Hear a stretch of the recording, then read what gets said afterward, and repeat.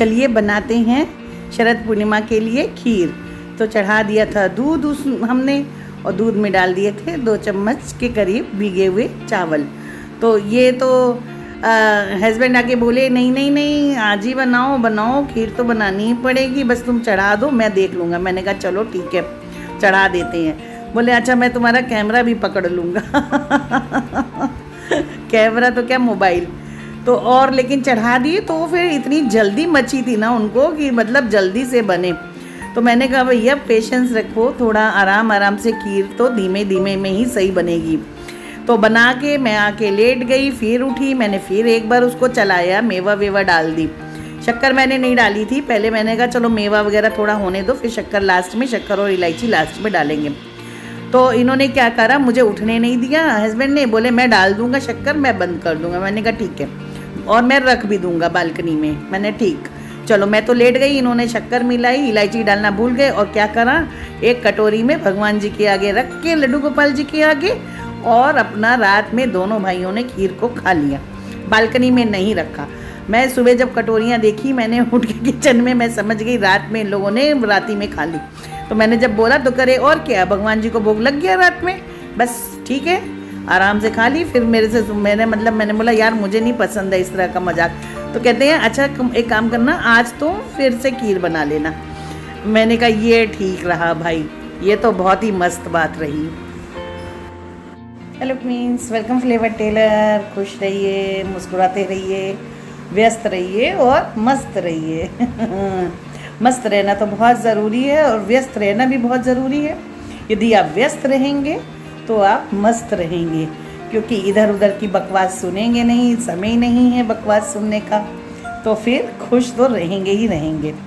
चलिए, आज शरद पूर्णिमा की खीर खाई सुबह, कल बनाई थी, और एडिटिंग आज कर रही हूँ। कल तो ज़्यादा कुछ किया नहीं था एडिट, क्योंकि तबीयत ढीली थी थोड़ी।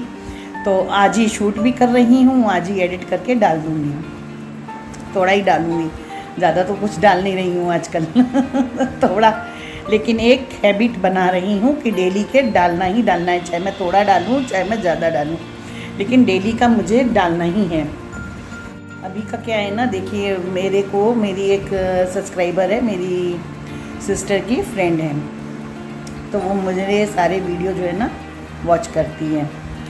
तो उसका एक दिन मेरे पास कॉल आया था, तो हालचाल लेने के लिए। तो फिर उससे बात हुई, तो उसका बेटा अभी छोटा है, तो क्या है, वो ट्यूशन पे डिपेंड रहना, बच्चों को खुद गाइड नहीं करना, जबकि खुद कर सकते हैं, खुद पढ़े लिखे हैं, और बच्चों को दूसरे बच्चों से कंपैरिजन करना। आप मेरा वीडियो पहले के भी उठा के देखिए, मन की बात में मैंने हमेशा बोला है कभी भी कंपैरिजन मत करिए बच्चों का एक दूसरे से। कंपैरिजन किसी का भी नहीं होना चाहिए, चाहे वो बच्चे हों, चाहे वो हस्बैंड हो, वाइफ हो, एक दूसरे का मत करिए कि उनके यहाँ ऐसा होता है, उनकी वाइफ ऐसा करती है, उनके हस्बैंड ऐसा करते हैं।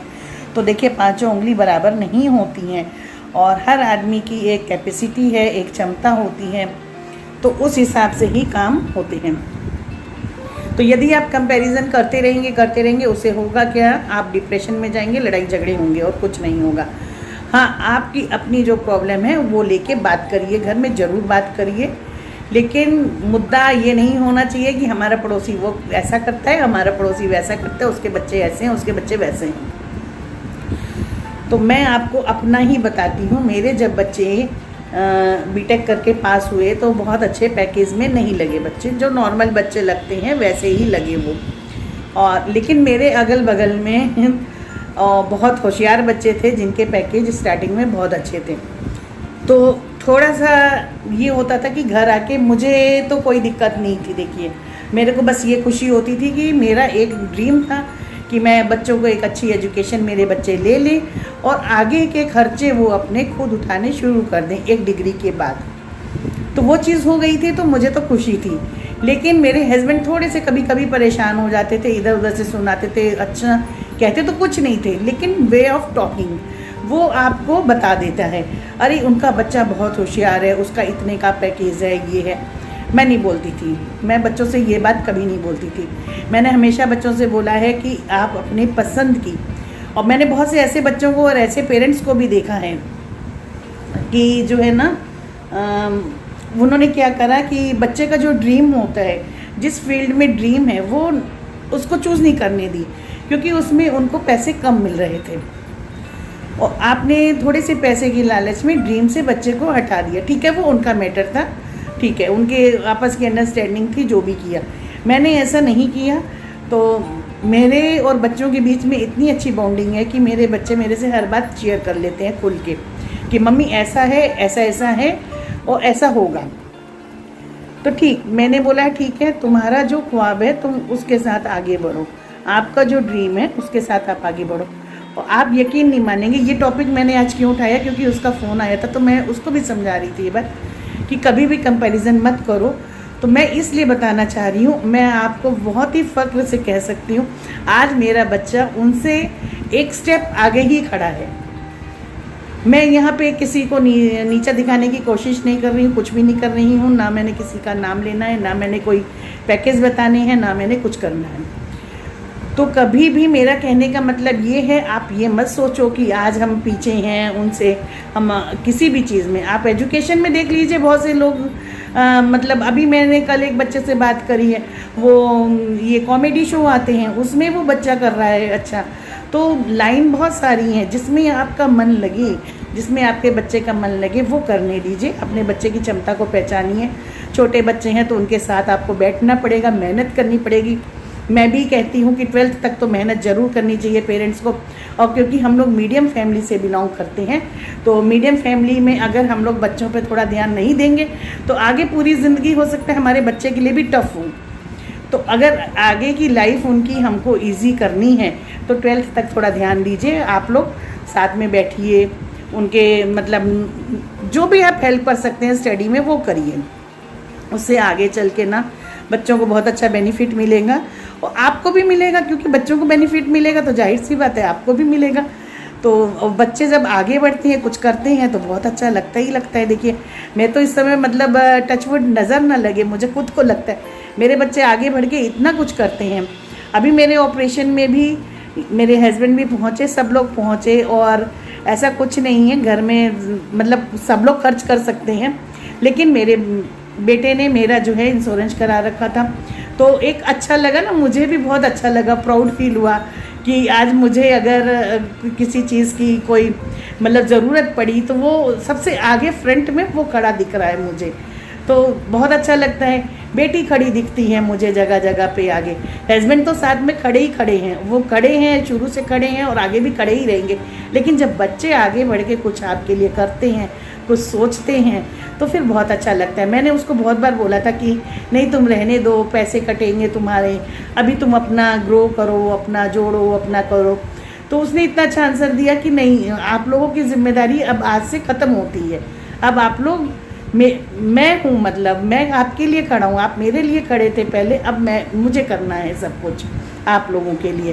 तो मतलब सच बता रही हूँ, वो खुशी, वो चीज़ आप महसूस जब करेंगे ना, बिल्कुल अलग होगी।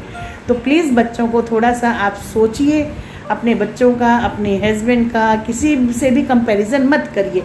आपकी अपनी जो, जैसे मेरे हस्बैंड को बहुत ज़्यादा घूमना फिरना नहीं पसंद है, बहुत ज़्यादा आउटिंग नहीं पसंद है, मैं परेशान हो जाती हूँ कई बार मैं झुंझला जाती हूँ। लेकिन मैं उनसे ये कभी नहीं कहती हूँ कि पड़ोसी को देखो, उनको देखो। मैं अपनी बात रखती हूँ कि नहीं, मुझे घूमना पसंद है तो मेरे साथ घूमने मतलब चलो, अच्छा लगता है फैमिली के साथ यदि आप कहीं घूमने जाते हैं। तो उम्मीद करती हूँ कि उसको उसका आंसर मिल गया होगा बहुत अच्छे से। मैंने इतना खुल के बता दिया, मैंने अपने घर का ही एग्जाम्पल दिया। तो परेशान मत होइए अगर बच्चे छोटे हैं। बच्चे तो चंचल होते हैं ना, हमारी तरह तो नहीं होते हैं। छोटे बच्चे तो वैसे ही चंचल होते हैं, कहाँ से टिकेंगे। आप उनके बीच में कुछ ढूंढिए कि उनको क्या पसंद है। पेंटिंग पसंद है, उनको गेम्स पसंद है, बैठिए उनके साथ टाइम स्पेंड करिए। आप भी पेंटिंग करिए, वो कुछ रीड करते हैं, आप भी कुछ रीड करिए। यदि वो आपको रीड करते हुए देखेगा तभी तो वो पढ़ेगा ना। आप सोचें हम टीवी वॉच कर रहे हैं, हम सीरियल देख रहे हैं और बच्चा हमारा पढ़ता रहे, तो ये तो पॉसिबल नहीं है। ये मेरा अपना सोचना है क्योंकि मैंने भी बचपन में मैं क्या करती थी, जब बच्चों को कुछ भी लर्न करने के लिए देती थी वो अपना लर्न करते थे, तो मैंने दुर्गा सप्तशती मुझे पूरी याद हो गई उस चक्कर में। मतलब मैं दुर्गा सप्तशती लेके बैठ जाती थी, मैं भागवत का लेके बैठ जाती थी, मैं कोई भी नॉवेल लेके बैठ जाती थी। मैंने बहुत सारे नॉवेल्स अच्छे राइटर्स के उसी दरमियान पढ़े हैं। उस समय में ये मेरी हॉबी भी हो गई थी शायद। तो मैं जितनी जल्दी बच्चे चैप्टर करते थे, कंपटीशन लगता था ना कि तुमने 2 चैप्टर करे, मैंने 2, इसका ये इतना पढ़ा, इसका मैंने इतना पढ़ा, तो डबल बेनिफिट हुआ ना। मेरे अपने विचार भी अच्छे हुए बुक्स को पढ़ के, और बच्चों की स्टडी भी हो गई। तो साथ में बैठना सीखिए बच्चों के साथ में। यदि आप बैठेंगे और यदि आप पढ़ा सकते हैं तो ट्यूशन्स मत लगाइए। ट्यूशन में कुछ नहीं होता है, कोई ये नहीं है जो आप नहीं कर सकते हो। आप पढ़े लिखे हैं तो आप स्कूल में मदद मांगिए टीचर से। मैं भी जाती थी स्कूल में, टीचर से समझती थी मैं कैसे बच्चों को पढ़ाऊँ, कैसे क्या करूँ। मैं नोट्स बनाती थी, जैसा टीचर्स बोलते थे मैं वैसे ही करती थी। और मैंने ट्यूशन्स लगाई हैं बच्चों की 9th में आके, 8th के बाद। बेटे ने तो जल्दी कर ली थी कि दीदी जाती है मैं भी जाऊँगी, तो मैं भी जाऊँगा, तो वो जाने लगा था उसके साथ। मतलब जल्दी, फिर भी उसने 6th 7th में शुरू करी होगी बेटे ने। और बेटी की मैंने 9th से स्टार्ट करा दी थी, क्योंकि मैथ्स मेरे लिए थोड़ी डिफ़िकल्ट हो रही थी उसकी। तो इसलिए आज मैंने ये बात छेड़ी है। तो उम्मीद करती हूँ ना आप लोगों को भी समझ में आ गई होगी बात। तो प्लीज़ बच्चों को फ्रीडम दीजिए, वो जिस भी फील्ड में जाना चाहते हैं जाने दीजिए। हर जगह स्कोप है, हर चीज़ में स्कोप है। हाँ, लेकिन आप थोड़ा सा ध्यान रख के उनकी एजुकेशन पूरी ज़रूर कराइए। एक डिग्री ऐसी ज़रूर दिलाइए कि अगर वो कुछ लाइफ में मतलब सेकेंडरी चीज़, जैसे कॉमेडियन उसको बनना है, ठीक है, बहुत अच्छी बात है, आगे करो कॉमेडियन में भी। लेकिन एक डिग्री हमें लगता है ऐसा कुछ होना चाहिए कि बच्चे को कभी भी कोई संकट आए, कुछ आए, तो डिग्री तो कभी बेकार नहीं जाती, वो आपको कुछ ना कुछ दे के ही जाती है लाइफ में। तो वो चीज़ ज़रूर करिए। और एक सब्सक्राइबर ने मेरे जो है पूछा था कि आपने फ्लेवर टेलर नाम क्यों लिखा है, कमेंट सेक्शन में उनका आया था। तो मैंने बहुत सोचा कि आंसर दूंगी, लेकिन जो है मेरे माइंड से स्लिप कर जाता है जब भी वीडियो बनाती हूँ। तो अभी क्या है, फ्लेवर टेलर का मैं बोलती हूँ, वीडियो थोड़ा लंबा हो जाएगा आज का। तो फ्लेवर मतलब होता है ना अलग अलग, जैसे हम लोग कहते हैं ना इलायची फ्लेवर की चाय चाहिए हमको, या अदरक फ्लेवर की चाहिए। तो फ्लेवर मतलब तो आप शायद समझ गए होंगे, इतना इजी वे में मैंने बता दिया है ना, महक किसी चीज़ की। तो हमको मतलब अलग अलग। तो अब टेलर जो होता है वो कपड़े सिलने वाला टेलर जो किसी चीज़ को संपूर्ण करता है, हम उसको फैब्रिक दे के आते हैं, वो उसको सिल के एक ढांचे में ढालता है। तो फ्लेवर टेलर हम भी अलग अलग चीज़ें उठाते हैं, अलग अलग इंग्रेडिएंट्स मसाले के लेते हैं जिनकी महक अलग है, अपनी सुगंध होती है, और उन सबको मिक्स करके एक टेलर की तरह, जैसे टेलर एक चीज़ हमारे सामने ला के देता है, हम क्लॉथ देते हैं तो वो एक कुर्ती सिल के देता है, यदि हमको कुर्ती चाहिए, जो भी चीज़ चाहिए होती है। ऐसे ही मेरा ये काम है किचन में, मैं अलग अलग चीज़ों से एक डिश तैयार करती हूँ टेलर की तरह, मतलब एक चीज़ तैयार करके आपके सामने पेश करती हूँ। उसी को सोच के मैंने अपने चैनल का नाम फ्लेवर टेलर रखा था। आजकल नहीं दे पा रही हूँ आपको, और अभी शायद थोड़े समय तक नहीं भी दे पाऊँगी, क्योंकि अभी कुकिंग का नहीं कर रही हूँ मैं, अभी दिक्कत है थोड़ा पेट में तो अभी नहीं दे पा रही हूँ, लेकिन दूँगी ज़रूर। ये तो मेरा मतलब पैशन है, कुकिंग मेरा पैशन है, मुझे बहुत अच्छा लगता है। मैं नई नई चीज़ें सोचूं, नया नया कुछ करूं। आज भी मेरे मन में ना, कल रात में ही लेटे लेटे बहुत सारे मतलब विचार आ रहे थे, इसका कुछ बनाती हूँ, ऐसा ऐसा कर लेते हैं, ऐसा कर लेते हैं। और लेकिन अभी अलाउड नहीं है, और मैं भी कोशिश यही कर रही हूँ कि अभी मैं चीज़ों को ना ही करूँ ज़्यादा, तो मेरे लिए वही बेनिफिट रहेगा, उसी में भलाई है।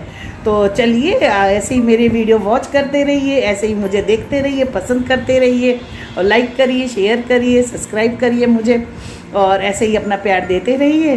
फिर मिलते हैं कल के ब्लॉग में। चलिए, okay, bye bye, safe, take care, we love you.